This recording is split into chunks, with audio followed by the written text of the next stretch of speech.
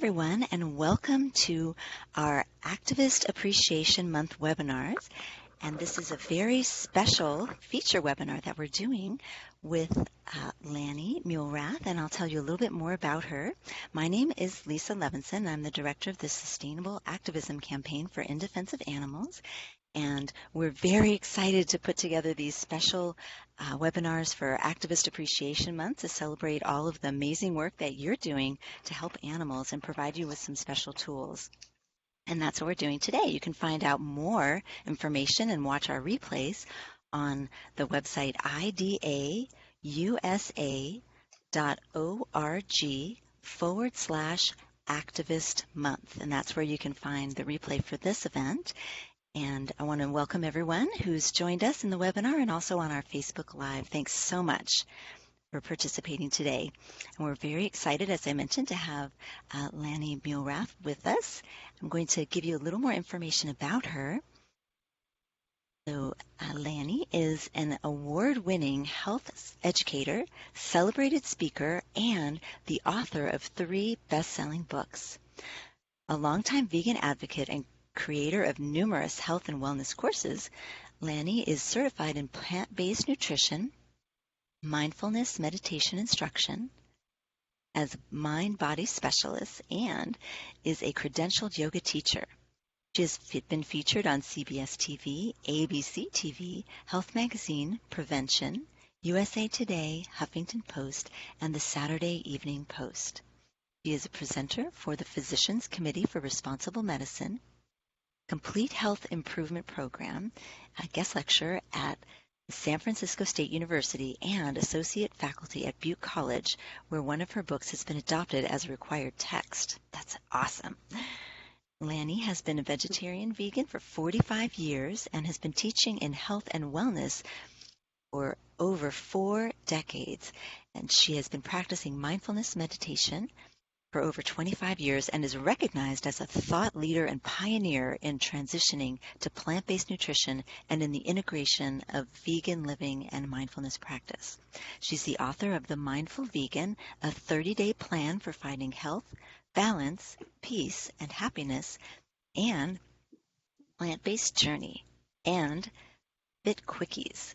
So you can learn more about Lani and all of her amazing projects and books at her website, which is lanimuelrath.com. I'll go ahead and spell that out. That's LANIMUELRATH.com. And she's also on Facebook.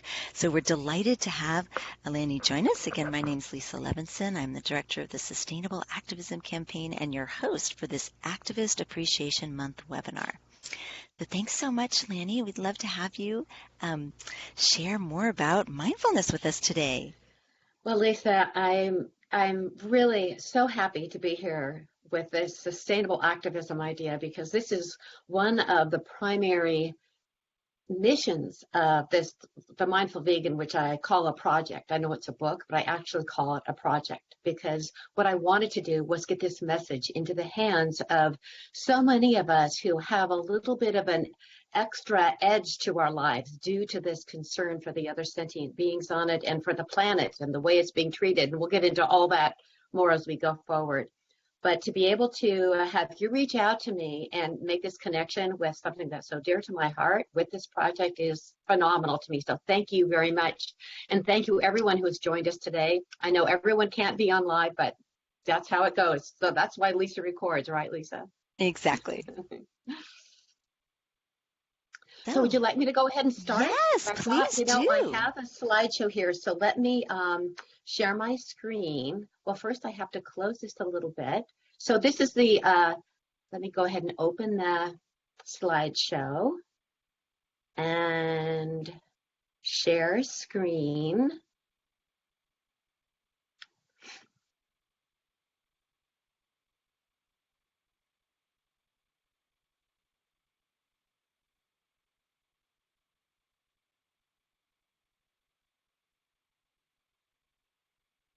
We can see your screen now.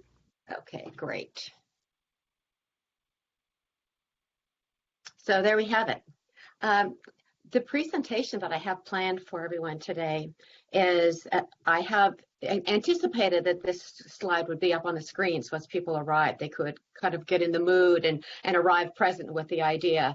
So I'm not in the practice of reading from my screen as people are on board, but since we're all joining at the same time, I'm going to read with you, if that's okay, as we open and kind of arrive at this moment. And this is a quote from Dr. Melanie Joy, who I know you just had a webinar with, correct, Lisa? If I'm not mistaken, yes? Yes. Okay.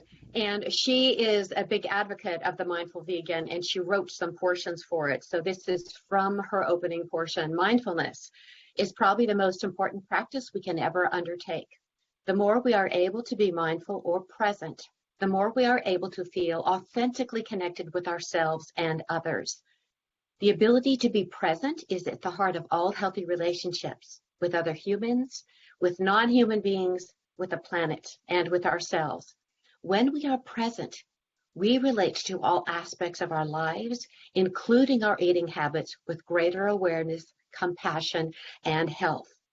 So this brings us right to the central idea that as sustainable activism, as well as being in a position to connect with others with this very important message that we are advancing, really relies on a certain presence. It's very easy to get caught up in the issues, excessively ruminate in our minds about the problems and the issues, and have this desperate sense that something's got to change.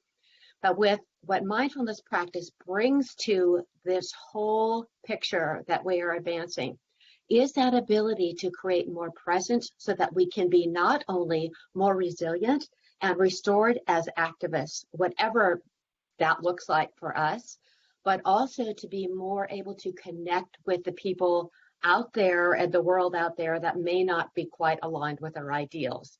That's our opening message. And another thing I wanted to share with you right off the bat, because this is just very recent to me. I just wrote a letter to Oprah. I don't know if, Lisa, if you got to see it, and I think you may have shared it on the IDA Facebook page. But I also want to bring this into the picture right at the beginning, because it introduces a little bit of the commonalities that we have in this difficult situation we have of trying to reach out to a world that may not see things the way we do yet. And I want to share that letter with you because it's another good way to open the conversation. And I just put this up on my blog. I don't know if she's seen it. I don't know how to get it to her. All these people send it out, and maybe it's come across her plate. It is just a little letter here. Let me read this to you, and then we'll move forward, and I'll give you the outline of our conversation. Dear Oprah, it has just come to my attention that you have recently released a new book, Life-Changing Insights from Super Soul Conversations, Wisdom of Sundays, on just about the same day as my new book, The Mindful Vegan, a 30-day plan for finding health, balance, peace, and happiness. In reports about the book launch event you hosted at your home in Santa Barbara in October 2017, I have gleaned this quote attributed to you. Everything in this book, this is Oprah speaking about her own book, comes from the spirit of what I've been trying to do here on this planet Earth since I recognized that I had a calling, she said. It's sharing wisdom in a way that opens people up to the best of ourselves, to the heart of themselves, to a more purposeful life, a life that allows you to literally get woke and stay woke. Now here's my comment going on from there.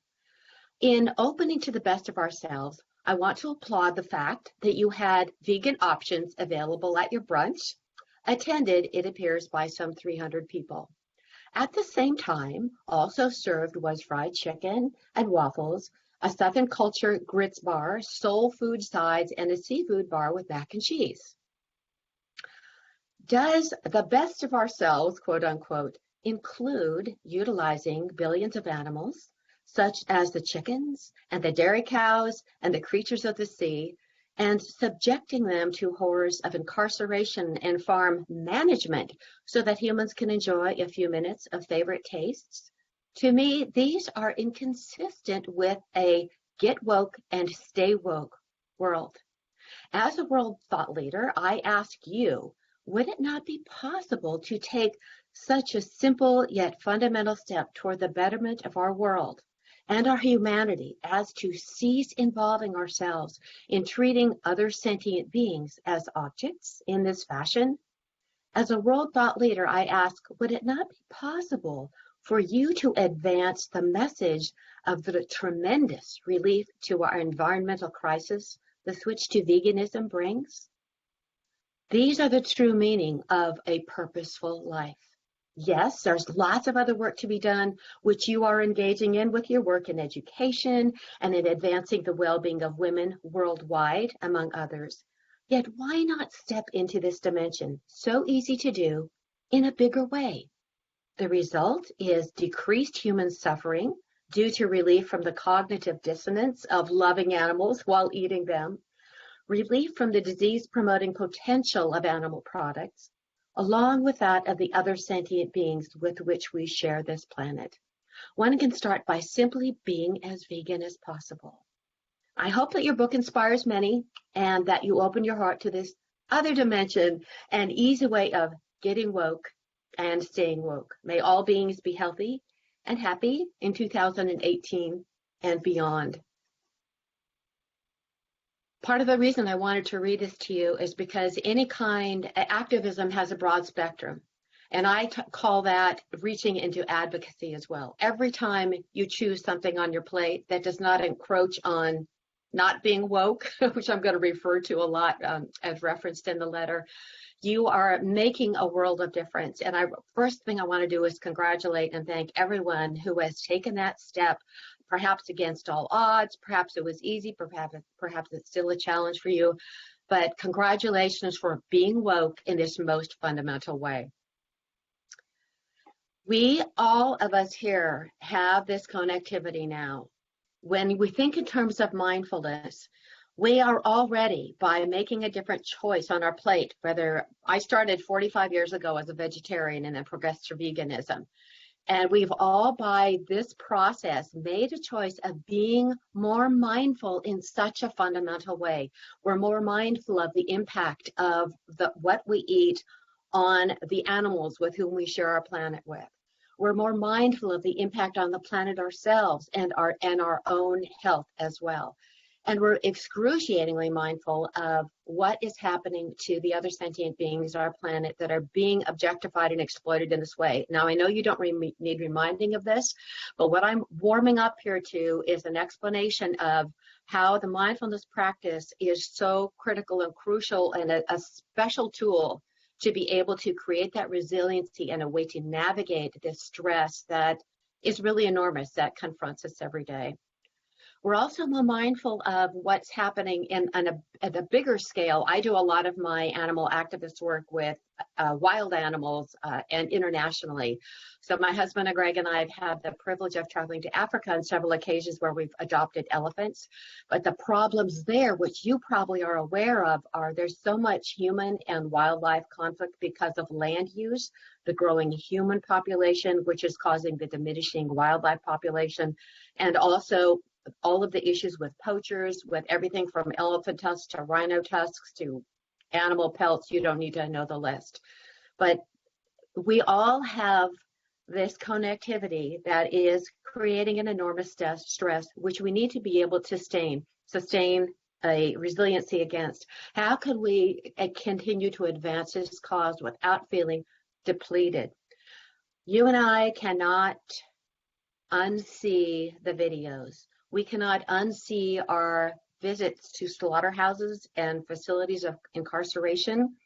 A couple of years ago, a team of about 20 of us here in the Northern California area took 2 vans down the state. We left Sacramento and we drove down to LA and back, and it was the Animal Compassion Tour. We stopped at every one of the major animal agriculture facilities along the way, some slaughterhouses. We stopped at some places where the chickens were advertised as being cage-free, happy, walking in and giving you their eggs, that kind of thing, and just saw the facade that is created through advertising.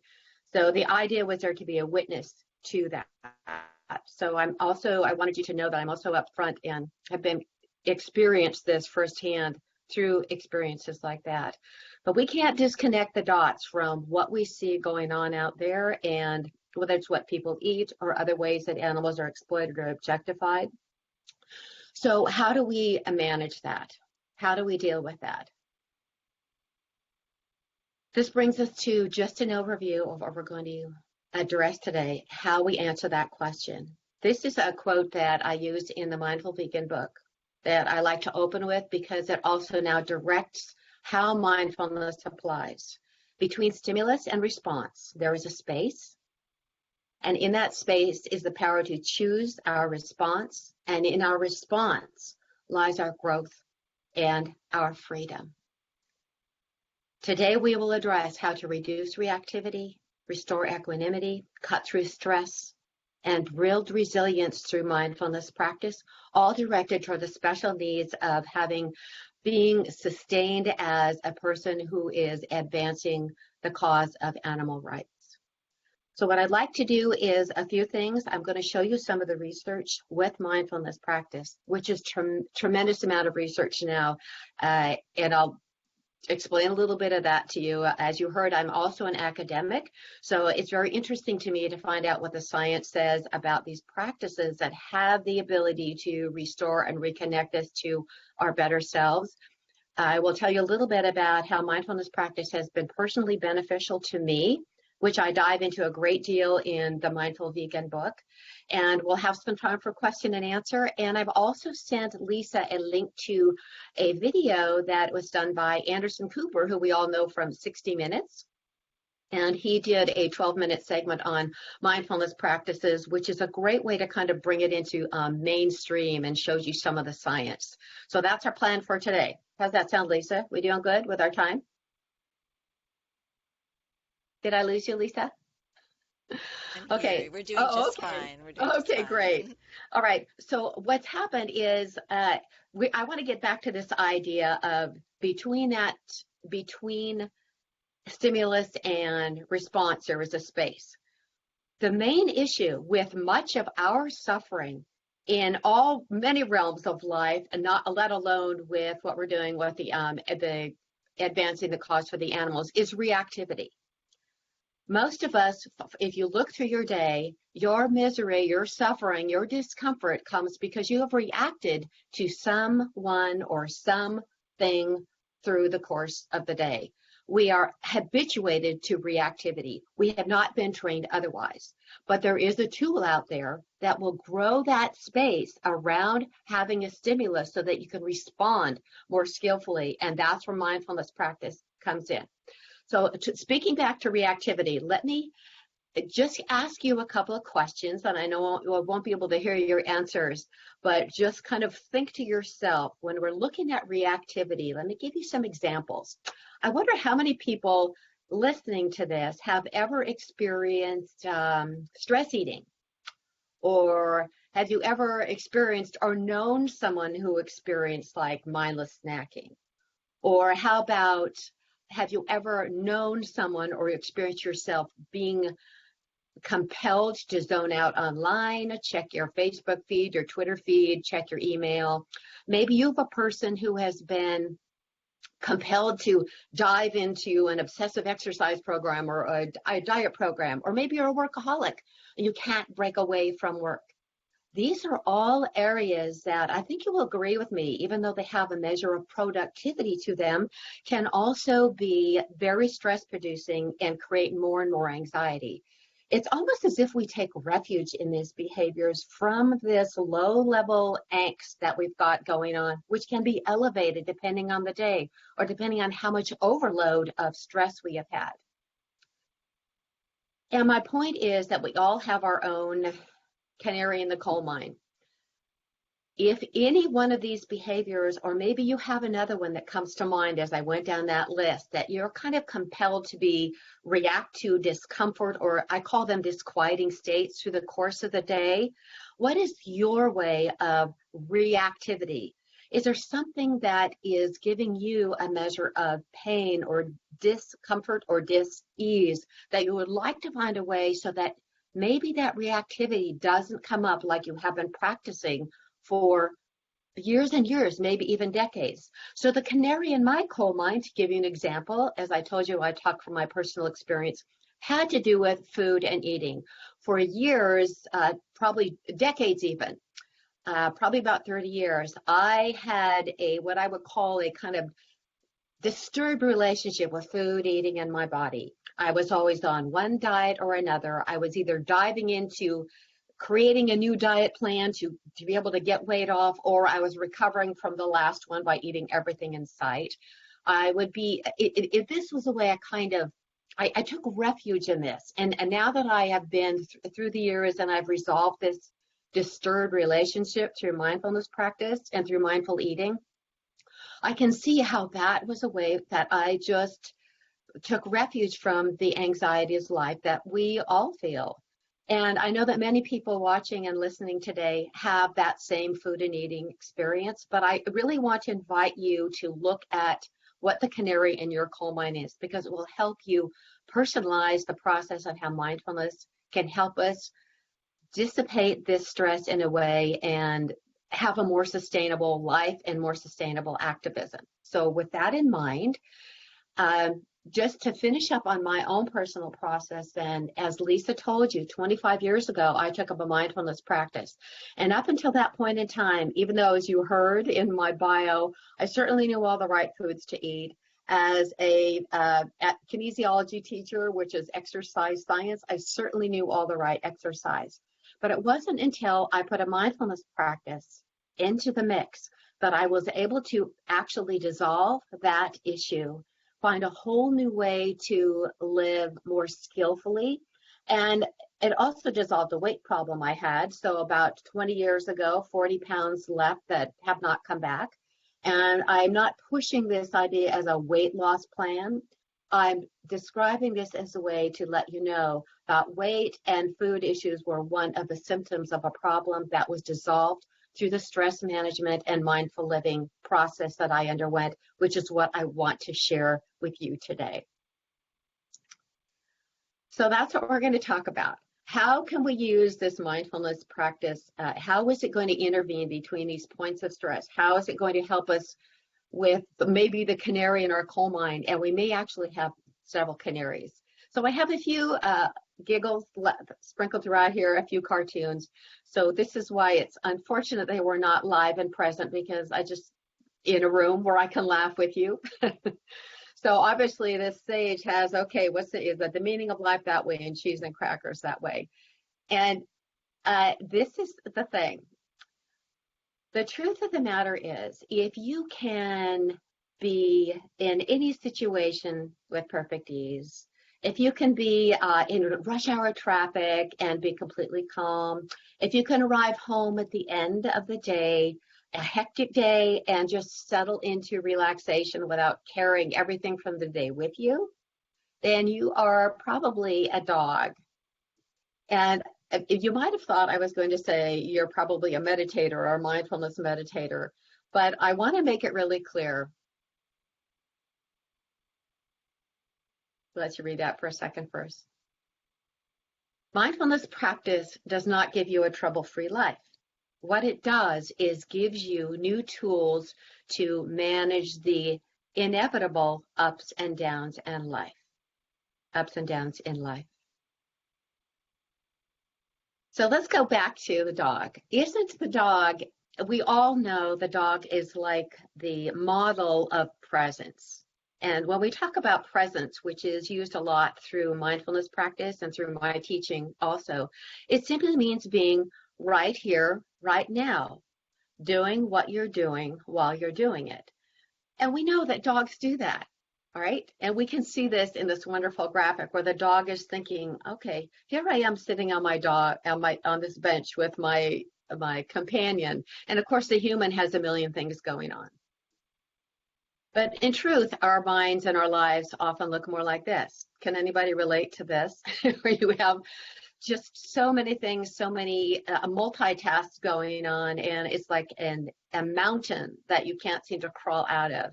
And it creates a feeling of, we all know the stress and sadness that just comes from too much overload.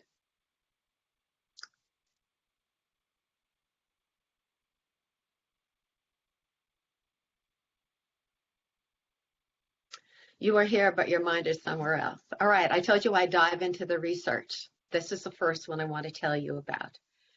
In 2010, some researchers through Harvard University wanted to find out what the connection might be between wandering mind, like your mind being on a million different things, and our happiness and our peace of mind and our well-being.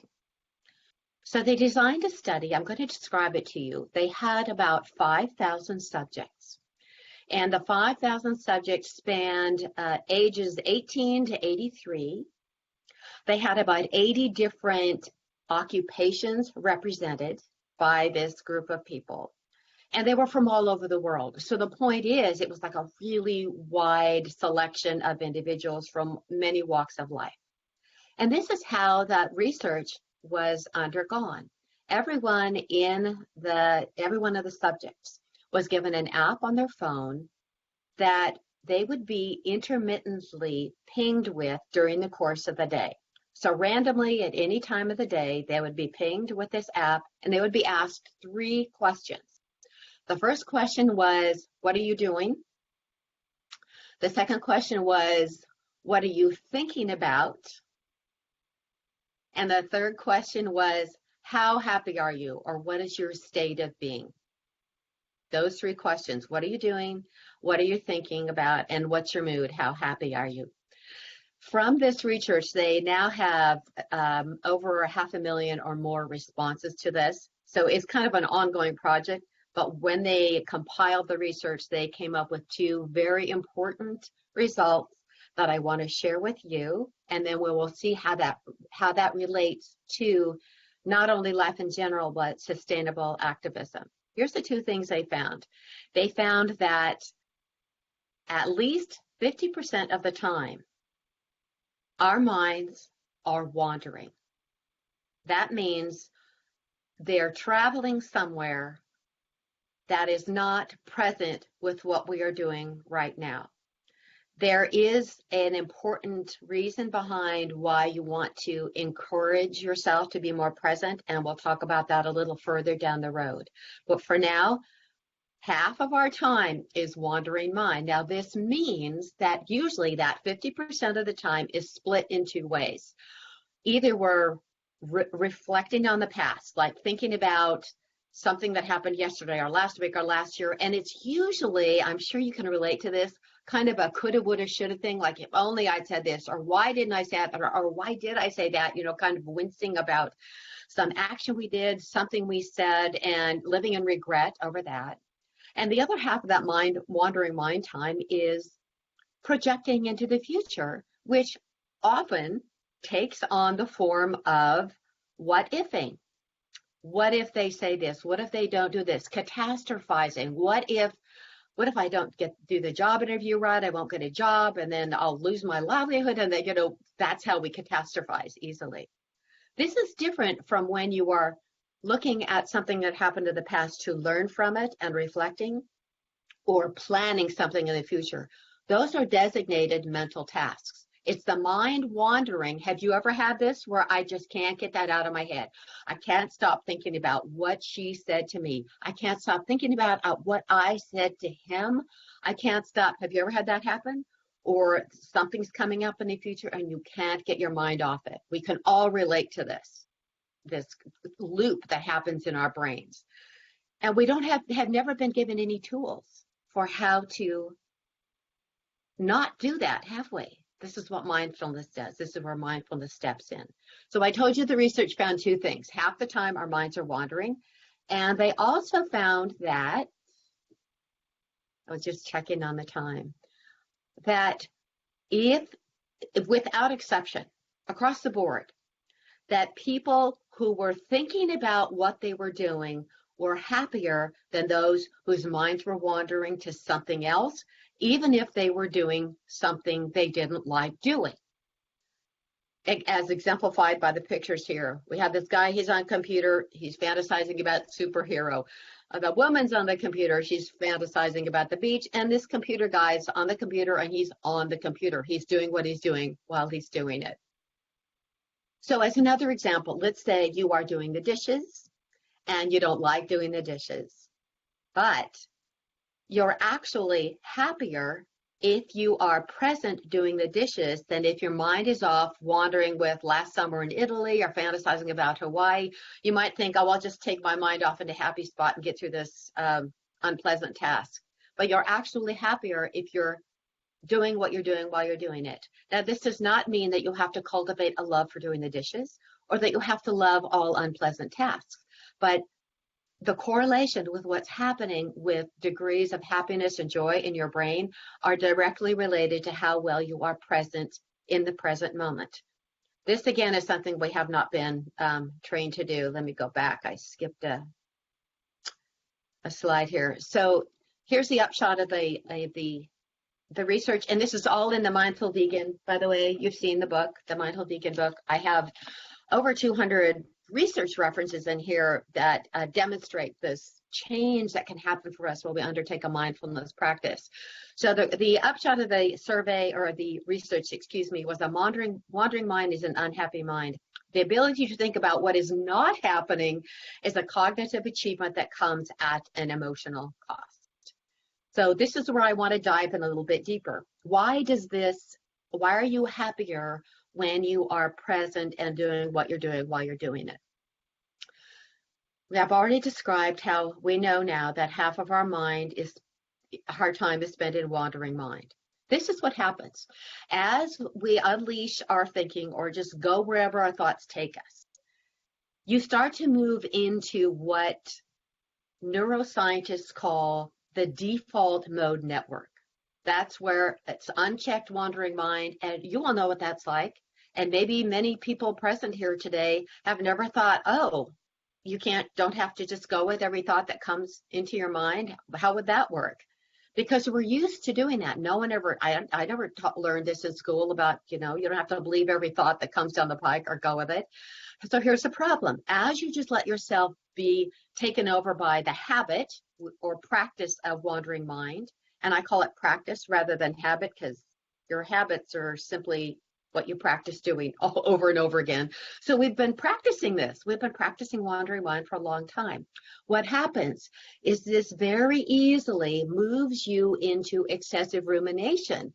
An example is what we talked about earlier, that thinking, oh, I can't get that out of my head, what I said yesterday, what I did last week, or I can't stop thinking about this event coming up, or this animal rights conference coming up, or this demonstration I'm going to be part of, or this conversation I'm going to have at Thanksgiving. And it leads into what's called excessive rumination. And I can't say it better than that. Excessive, too much, rumination, over and over in your mind. When you cross into excessive rumination, my friends, this actually moves you into an activity area in your brain where also reside sadness, depression, obsession, compulsion, addictions, cravings. Like they're all hanging out there in that spot. And when you move in with excessive rumination, this is then its cohorts can come into play. Maybe you can relate to this. If you think of a time when you couldn't get something out of your head and you started feeling kind of sad or a little let down or a little depressed. And this is the same thing. It shows up with too much time with social media or checking on emails or all of those things that are pulling our attention. Social media is set up on a model of distraction. Let's take their attention here. Let's take their attention there. So have you ever spent too much time on Facebook or Instagram or Twitter or email and you started feeling kind of down? Well, now you know. It's because you've moved into this part of your brain. Initially, it's exciting. It's like a little dopamine hit. There's a little bit of an addiction factor in there. But too much time, it just starts to bring you down. So this is the value of learning how to get some degree of mastery over your habits of thinking. So here's what I'm going to do right now. Let me give you the definition of mindfulness practice as I use it, because it will be instructive from here on out as we do a little bit of practice time together. I didn't mention that at the beginning, but we are going to actually do a little bit of mindfulness meditation practice together so you can walk away with a sample. Mindfulness is a specific form of mental training. That's one thing. And second, it's a particular kind of awareness that you bring to your daily activities. Now, together, this leads to reductions in reactivity and in the cultivation of positive brain states. I want to unpack the second part of that just a little bit. One, reductions in reactivity. At the beginning of our conversation, I mentioned how, and asked you the question, how much of your pain and misery and discomfort during the course of the day is because of reactivity to a person, place, thing, situation, reflecting on the past, thinking ahead to the future. Reactivity is the source of so much of that. And the other is the cultivation of positive brain states. We all have endogenous, that means innate to us in our brains, joy, compassion, equanimity, kindness, happiness, peace. They're all in there. They've just been covered up by so much that has been heaped onto us because of our busy lives, our busy minds, and our inability to get some degree of mastery over this habit of thinking that we are reacting to all the time. So does that make sense? So what we do with mindfulness practice is, as I said with the Viktor Frankl quote, you kind of grow that space between stimulus, hearing something, seeing something, anticipating something, and your response so that you can make a more skillful and more equanimous, that means filled with more equanimity, response. And the idea, my friends, is it's all in there. It's not something you have to find outside yourself. When you experience joy and quiet and peace and stillness and equanimity, it's because you have been able to drop below all of the activities that are going on in the mind. Now, before we go into our practice together, I want to give you a couple demonstrations of research that's been done around these and how this has benefited people. The first research done on mindfulness and well-being was done in 1988, and it was on a study of psoriasis, which is known as a skin condition that is a result of it's stress-related. And it was a very simple test. They had two groups. One group went through the usual psoriasis treatment, which means was UV beds, ultraviolet light, and the standard with that. And the other is they were given that same, but they were also given a meditation or a mindfulness audio to listen to the treatment. Sometimes it only lasted a short, very few minutes, but they found that over the course of the research that those people who had the mindfulness component added to it actually recovered more than twice as quickly as those who had the standard treatment. So there was some kind of an impact that opening up that space in your mind, reducing reactivity and uncovering those, unobscuring those positive states that we have had an impact. Now, this was an important study. By the way, all these research studies are really in detail in the Mindful Vegan book because I just like to, as I told you, I like to give you the science. This was so important that this has launched now thousands of research studies on benefits of mindfulness practice. One of them in particular that I want to point out to today had to do with binge eating. Whoops, went the wrong way. Let me pause here because I skipped a slide. Mindfulness practice keeps your mind from being lost in the past or future, and it counteracts automaticity and reactivity by pulling you out of that. DMN is a default mode network. Remember, that was what the neuroscientists call our wandering mind into present moment experience. Oh, and I forgot I had this cartoon for you. Can you relate to this? Before I tell you about the research on binge eating, let me point out here. I know we've all felt like this is like that excessive rumination. You can't quiet your mind. But I want to point out that this ability of our minds to wander, even though it gives us a lot of trouble, is also a positive evolutionary development. It's very important, as has proven to be very important for our survival in this way. if we had not been over the last few millions of years really highly tuned into what's going on in the environment, to danger, whether it's from other animals or from environment, or for availability of resources like water and food, if we weren't really alert and aware like that, we probably would have burned out a long time ago. So this ability to have our minds check a lot of things that are going on at the same time is really important. It's not innately bad. It simply has now taken over the process for us and can cause us a lot of pain. But wouldn't it be nice if you could decide when to go into wandering mind and when not to? When to be aware of, my mind's just wandering. Is there a way to drop below the surface of that? And yes, there is. And that's what mindfulness practice does. So the binge eating research I told you about, due to interest of time, I'm not going to go into all of the details, although it's really well laid out in the Mindful Vegan. But the point was they had two groups. Everyone in both groups was qualified for binge eating disorder according to the scale.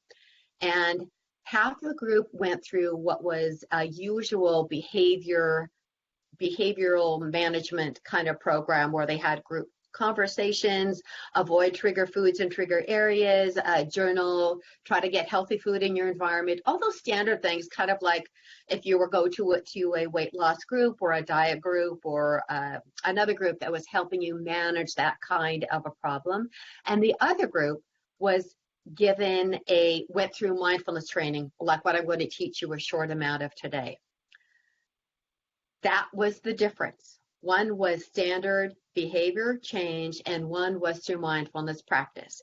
And the mindfulness practice people were far more successful at the cessation of not only amounts of binges, but the amount of food that would be taken in a binge. And this is because they didn't do the standard exteriors of let's manage the environment, let's not eat this foods, let's those kinds of things. They did it from the mindfulness perspective of being taught mindfulness practices, where you learn to, for one thing, learn and connect with your reactivity. So you start to see yourself in your situations and how, if the canary in your coal mine is binge eating, how there might be a little space of intervention. They also learned how to become more connected with their interoceptors. Those are, your interoception is your feelings that your body tells you, I'm hot, I'm cold, I'm hungry, I'm not hungry, I'm full. These are overridden so much in our diet-obsessed world. And this, I believe, is one of the reasons the diet world has created so many weight problems, because we've tried to micromanage what is an innate opportunity for us to be in touch with our hunger and fullness signals. We've overridden it with trying to micromanage with our heads, and it's created such a pathology. And I know there's more to binge eating than that, but this is evidence of how being more connected with your present, learning how to manage the stress of reactivity, and also be more connected with your hunger and fullness signals are very important for managing any kind of a disturbed relationship with food and eating. And the other research I want to share with you today, this is astonishing to me, and I also have this detailed in the Mindful Vegan. It had to do with smoking cessation, and with two groups. Smoking. Now, we can all agree that smoking is an addiction, correct? Because I know the whole food thing is still in hot debate. Is it an addiction? Is it not? Well, we can all agree that smoking is an addiction. So would you think that mindfulness practice might be able to have an impact on something so addicting as nicotine? Well, in this research study, there were two groups. Everybody in the group, both groups, was smoking 20 or more cigarettes a day, and they all had the desire to stop smoking. So one group went through the gold standard for smoking cessation, which is the American Lung Association's Freedom from Smoking program. So it's kind of similar to the binge eating treating. In other words, avoid triggers, don't go in problem areas where you might be susceptible, do all kinds of things to support or even substitute. You've probably all heard of this, and I don't know if anybody watching this has been a smoker, but we're all aware that smokers are often told, well, just, eat something healthy instead, or maybe even unhealthy, eat donuts or cookies, or maybe carrots or sunflower seeds, but something else to so at least you're not smoking, right? So it's a healthier choice. The other group was given mindfulness training, which means that they were taught to do mindfulness practice, as we're going to do together in a couple of minutes together.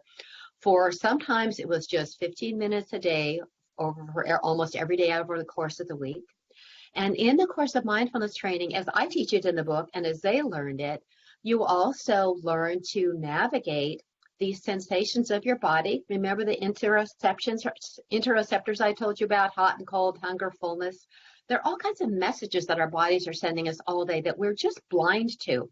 A body and mind are so intricately connected. They're like, your body is a part of your mind, and your mind is what your brain does. And what you do with your brain, what your mind shapes your brain. And if you do some time of diving into what actually the messages that your body is sending you, you can be more connected with not only hunger and fullness, but guess what? The feelings that arise from cravings. So do you think smokers experience cravings? They learned that through mindfulness practice, they were able to interrupt the craving loop. And this is what dissolved the smoking. The upshot of this research is that those who did after 17 weeks post-treatment, those in the mindfulness training group, as opposed to those in the freedom from smoking program with the American Lung Association, were twice as successful at smoking cessation.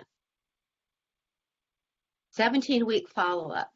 So the mindfulness training group is in red, and the freedom from smoking group is in blue.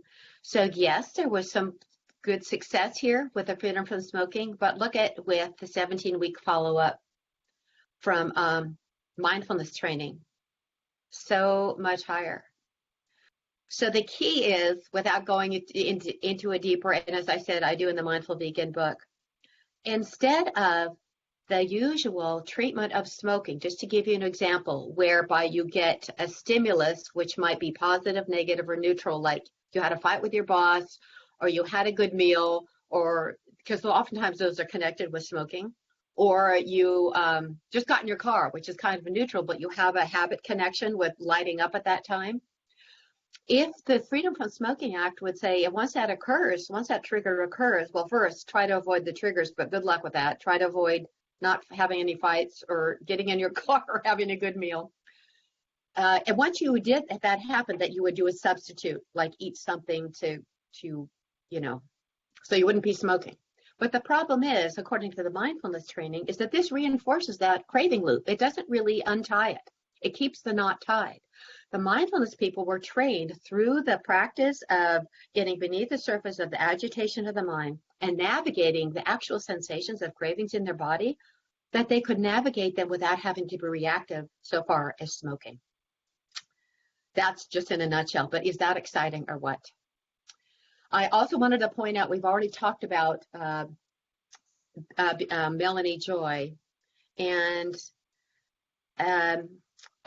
Melanie Joy really is a big advocate of mindfulness practice, and that's as evidenced by the fact that she put something in my book, and she actually recommends the Mindful Vegan in this new book, Beyond Beliefs, and she recommends it in all of her SIVA trainings, which is the effective vegan advocacy training that she has put together that is now going international. So that's very exciting to me that she puts that in there. And Lisa, I was going to read a short paragraph here, but I'm concerned on our time.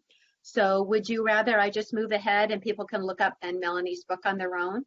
Well, you're welcome to read that. I think that goes along nicely with our series. Yay, good. I think so too. Okay, so here she has a section called Cultivate. It's on 121 for those of you who have it. Cultivating Self-Awareness and Mindfulness. So I'll read this to you, and then we're going to move ahead and do a little practice together. Perhaps the most important practice is to help keep ourselves and our relationships resilient are self-awareness and mindfulness. The more self-aware we are, the more we know what we think, what we feel and need, the less self-neglectful we will be. And the more mindful we are, the more present or in the moment we are, the less we are at risk of being hijacked by the destructive ways of thinking and relating that reflect and reinforce STS, or as you know, secondary traumatic stress. Of course, self-awareness and mindfulness are not unconnected. The more self-aware we are, the more mindful we will tend to be, and vice versa. And creating space in our lives is an important way to become more self-aware and mindful. If we're constantly racing from one task to the next, jumping from one thought to another, our minds are cluttered, and we cannot hear the deeper voice within us. It's also important that vegans take a break from advocating or talking about veganism, and I'm sure she talked about this in her talk with you. Often vegans feel compelled to advocate veganism at every opportunity, and while it's important to raise awareness when possible, it's important to know when not to advocate. And to skip forward, she says, mindfulness is both a practice and a state of being. Practicing mindfulness helps us become more mindful, more present, and I highly recommend the Mindful Vegan, a 30-day plan for restoring health, finding health, balance, happiness, and peace. There are different ways to practice mindfulness, but by far the most common one is meditation. Many studies have investigated the benefits of mindfulness meditation, and the correlation between mindfulness meditation and improvements in both psychological and physical well-being are significant. You don't have to meditate for long periods of time to reap the benefits of this practice. Even 10 minutes a day can make a difference. And I do want to tack on to that. This is actually a dose-respondent practice. The more practice, if we're trying to practice not just going with the wandering mind all the time and allowing those unobscured capacities those obscured capacities of calm and patience and kindness and compassion to become unobscured, then that is what the result can be. So we're going to move on to some practice here, and then we'll take some time for question and answer.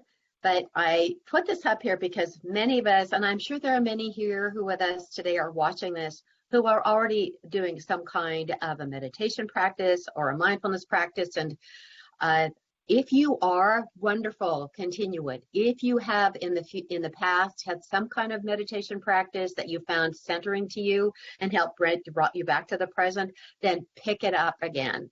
But if you're looking for something, I invite you to try this out, because it has been really linchpin for me in making a difference, not only in my personal life, not only, as I told you, with the canary in my coal mine, food, eating in my body, but relationships, whether through my marriage, through with work, through life in general. Very important.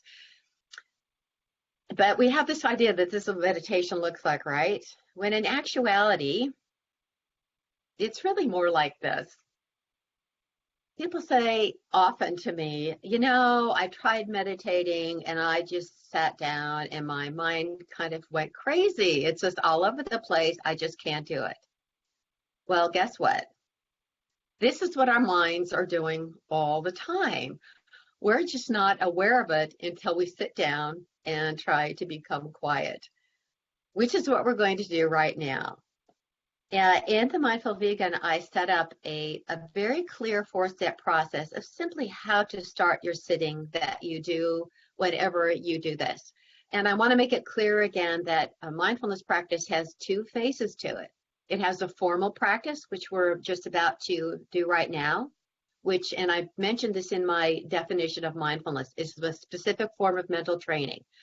That's what we're going to do together right now. And it's this particular way of practicing bringing your mind into the present moment so that you are not off in wandering mind. You'll get a better concentration, and you'll get the ability to grow that space around stimulus and response. That is what happens with the sitting. And the other part is bringing this into the rest of your day. So that's where the dose respondence comes in. The more you are practicing this, since all of our life we've been practicing everything but this, then you can increase those moments of more presence through your day that give you greater equanimity, greater stamina, and greater resilience. I'm going to teach those 4 steps briefly right now, and we'll practice them together. Then I'll tell you a little bit more about some support and assistance as we go through the question and answer. So the first thing is, the way I set up sitting practice is very simple. I'm a teacher. I also taught 6th grade for 20 years, Lisa. So I'm very skilled in taking what could be a big challenge or a complex task and breaking it down into little chunks. So for mindfulness training, for formal sitting, the formal practice, I came up with PAIR. P stands for position. So for everyone right now, hopefully you're in a place where you can be seated in a chair, or if you're on the floor, that's fine. Most of us have this idea in our head that meditation has to be in a cushion on the floor, but that's only because many of the traditions from which mindfulness meditation practice has come from, the people sit on the floor with folded legs. But we in the West are oftentimes on chairs, so a chair is just fine. And I'm going to assume that most people right now are sitting in a chair. So in the chair, just go ahead, have your feet flat on the floor, and feel your seat on the bottom of your bottom on the chair, and allow yourself to be in an elegant, upright, yet at ease position. In other words, this is not a military practice. This is not concentration at all costs. This is arriving with compassion and kindness for yourself in a place to practice this, getting under the surface of all the mental activity. Your hands can be folded in your lap or on the arms of your chair. This is basic position. This is not the time for the lazy chair, slump back in. And if you're lying down, that is another position for meditating too. You just can risk the opportunity of falling asleep. A in PAIR stands for anchor. The anchor point to start focusing your concentration is with the breath, right where it enters your body at the nose. Now, probably everybody here knows or has some idea of meditation practices and being connected with breathing somehow, right? Well, if you think about it, the reason for that is because the breath takes place right in the present. You can't breathe for yesterday, and you can't breathe for tomorrow. So by bringing your attention to the sensations, that means the feeling of the breath coming in and out of your body, you are present. Your brain will run on these tracks of either being concentrated on a task or wandering. So the minute you bring your attention to a task, right now being on the breath or anything else you're doing in your life outside of formal practice, you're taking yourself off that track to wandering mind. Does that make sense? So it's a way to switch off that track and practice presence. So that's anchor. In PAIR, the next is I, and that stands for intention. And every time you sit, you should set an intention of how much time you're going to be present with this practice, whether it's 1 minute, 5 minutes, 10 minutes, 40 minutes. And the purpose of the intention is that it kind of takes negotiating out of it, like, oh, my mind's wandering, I don't feel like doing this anymore, because that's going to happen. But by setting the intention, you say, no, have setting the intention of being present in this process, no matter what comes up, and just returning my attention to concentration. And part of intention also is with kindness, patience, and presence, and love for yourself. So many of us will start undertaking a practice and go, oh, I'll never get this right, or oh, there went my mind again. But remember, what you practice grows stronger. And as activists in this movement, and as vegans, and all of those things, aren't we advancing the cause of kindness and compassion? That starts with how you are to yourself. So you'll begin by practicing that to yourself. That's part of your intention. And then R on PAIR stands for remember. Every time you remember what you're doing, because your mind's going to wander, guarantee it. That doesn't mean you're doing anything wrong. You remind yourself of what you're doing, and then you repeat it. So I call it remindfulness. Remember, return, repeat. So every time you discover, oh, where have I been for 10 minutes? Okay, back to concentration with kindness and patience. That's remindfulness. And that's what this practice is, everybody. That's what it is. It's constantly bringing your attention back. So it doesn't matter how many times your mind wanders, because it's the act of bringing it back that is growing your ability to grow that space. So we're going to sit together in formal practice for 1 minute together. I will time it so you don't have to set a watch. Start with your position. You're in your chair or wherever you may be, and we're going to close our eyes. Go to anchor, which is bring your attention to the feeling of the breath where it comes in and out of your body at your nose. Set the intention for 1 minute, and then let's begin.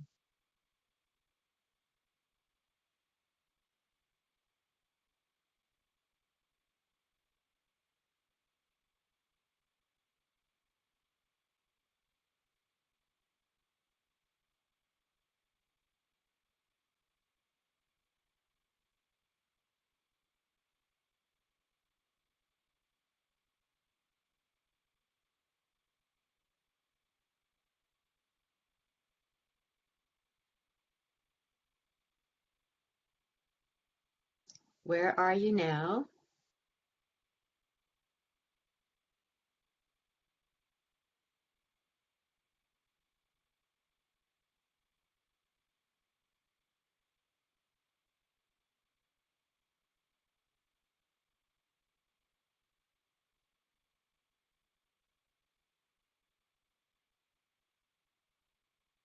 And gently take one more breath in and open your eyes.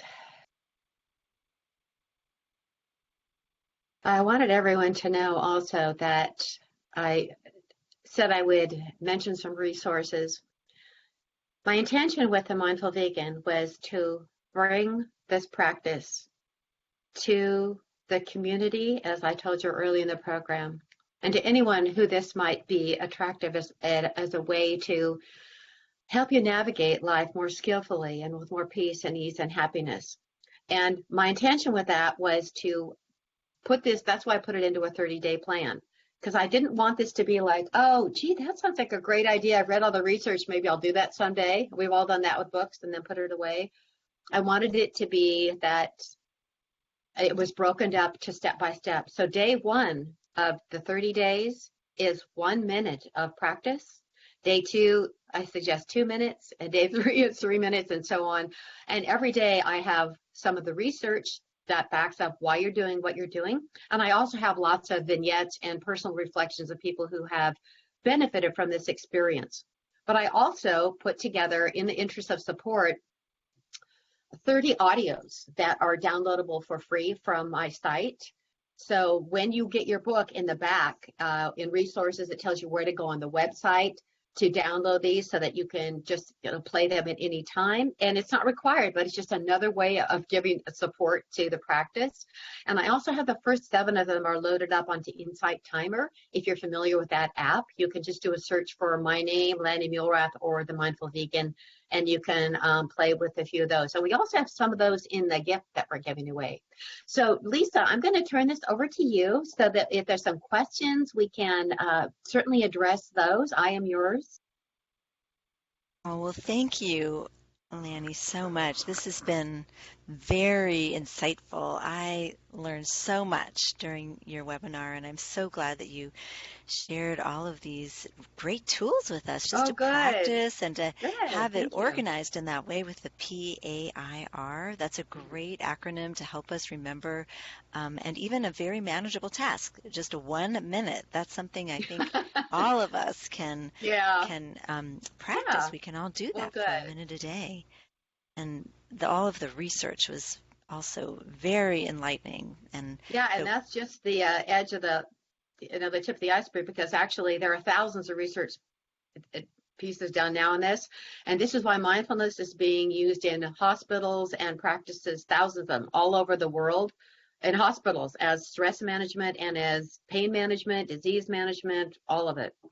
So we can certainly use this really excellent tool as activists to help manage our own stress, because that's something that we hear a lot on our support line. We have a support line for animal activists that people can call if they're experiencing any stress or if they're experiencing the signs of compassion fatigue. They can call us, and I'll just repeat that number in case somebody on our call today doesn't know it. It's 800-705-0425. And you can also chat with us directly online at idausa.org. activist support. So these are all great ways to kind of get connected as an activist and to practice some of the tools that Lani is sharing with us today. Yeah. Real specific for the problems that we face. It doesn't solve the problems themselves, but I am convinced, and Melanie and I are in agreement on this too, that if we are more present in a way that means able to not second guess what the person's going to think or see where they're going. We all know that, right? Oh, I know where they're going to go with this. I know that, we get positional, and it creates so much internal stress. And whether it's accurate or not, it doesn't help the conversation. What I found is that this practice has allowed me to be much more present in conversations with people who might be adversary to me in my position on this, in a way that invites, if I'm listening, instead of being positional and reactive, it invites the same from them. And I've gotten tremendous response by being able to utilize this in real situations, this practice of communicating this with others. And if I couldn't win a heart over, at least I was able to plant a seed without getting so agitated myself. We all know what that's like. Oh, yes, definitely.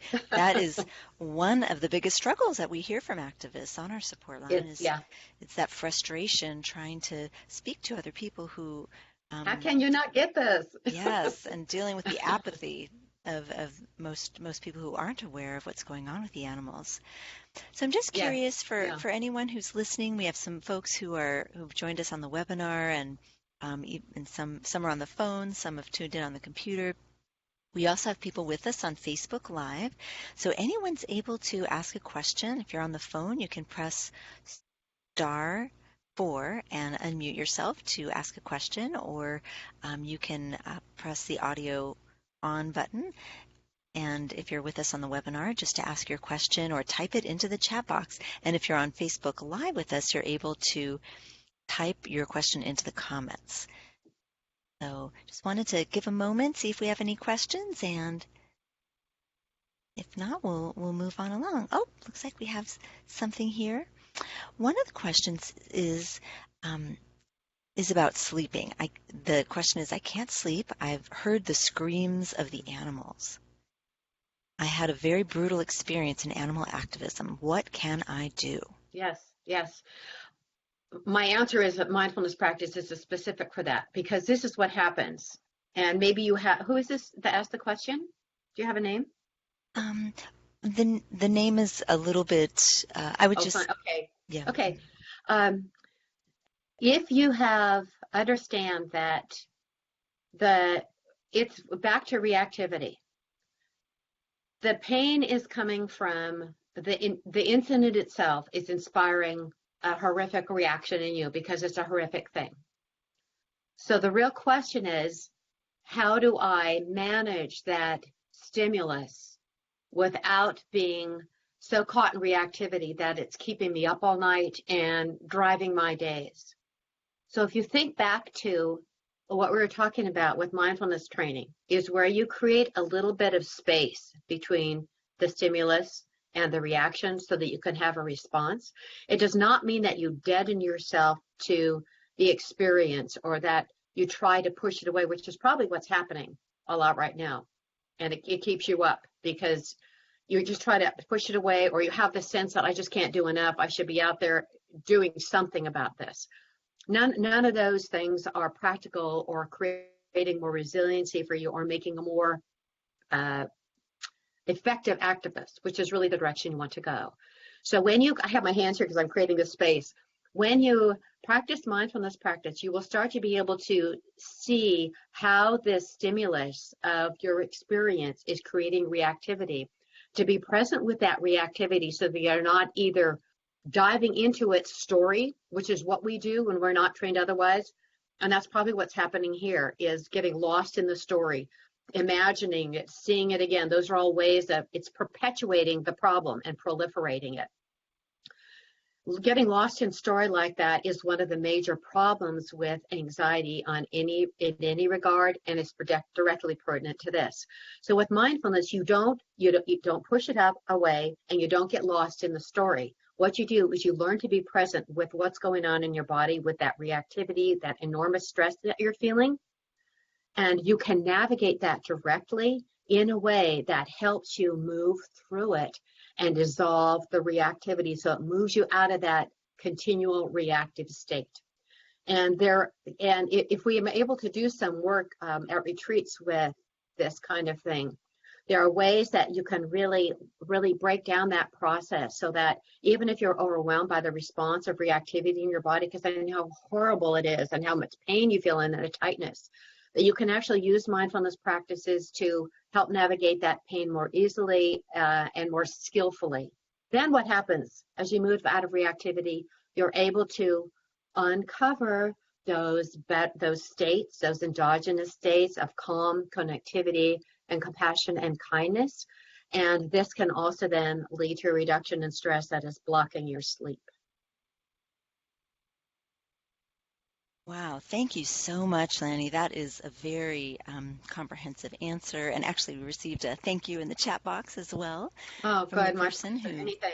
who had that question. I appreciate that. Was such a perfect question to ask, because this is what a lot of activists experience. In fact, we just had a caller yesterday who asked this exact question on our support line, saying that these images from watching a graphic video, she wasn't able to get them out of her head, and she actually was having trouble doing her daily functions, like working and other things, because of the images that kept repeating. So this is a tool it's the same thing, whether it's sounds or pictures. And like to recap what I said, our reactivity is either to it keeps taking us into the story of it, or we try to suppress it or take refuge in something else to get away from it. Remember, I was talking about the canary in the coal mines? Think about how many ways this may be causing problems to the rest of your life, because you're not able to somehow navigate it. So you have to try to push it away by diving into something else. This is quite common, neither of which leads to a solution that helps you to be more able to manage the pain, because it's going to keep coming up. The important thing is to remember, it's not that you push it away or make it go away or unsee the images.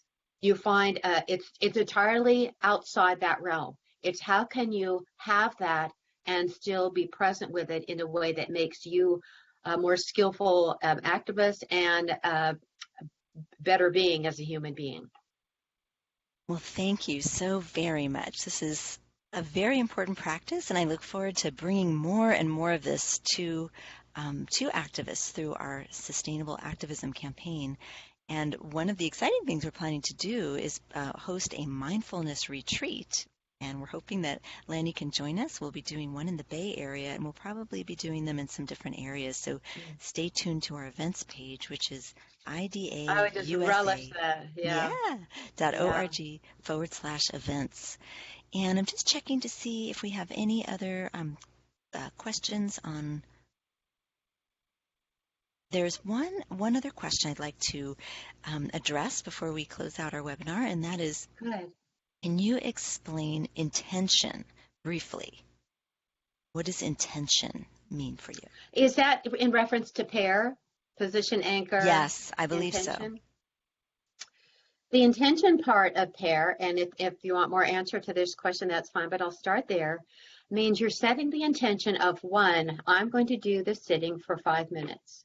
So you're sending the message to yourself that even though I don't feel like doing this, or I do feel like doing this, no matter what goes on in my mind or my body, my intention is to continue to bring my mind back to the present moment, because that's what I'm doing with this. I'm practicing not being lost in thought, not wandering mind, not being obsessed and pulled away with one thing or another, which is, we've just given 2 really examples of it. So that's half the intention. And the other half of the intention is that you bring to it the intention of being kind and patient and compassionate with yourself. This is a loving practice. There's even a whole meditation that comes up later in the Mindful Vegan called Loving Kindness Meditation. And We do that for ourselves, for others, and for the animals. And I would certainly bring that into a retreat situation. It's a wonderful practice. But that the intention is not to bring some kind of militancy or a fight to it. Remember, what you do, what you practice is what you become. So we want to practice the same thing. That's the baseline of what we're doing with animal rights activism and veganism. And that is kindness and compassion. That's right. That's intention. So I hope that answered the question.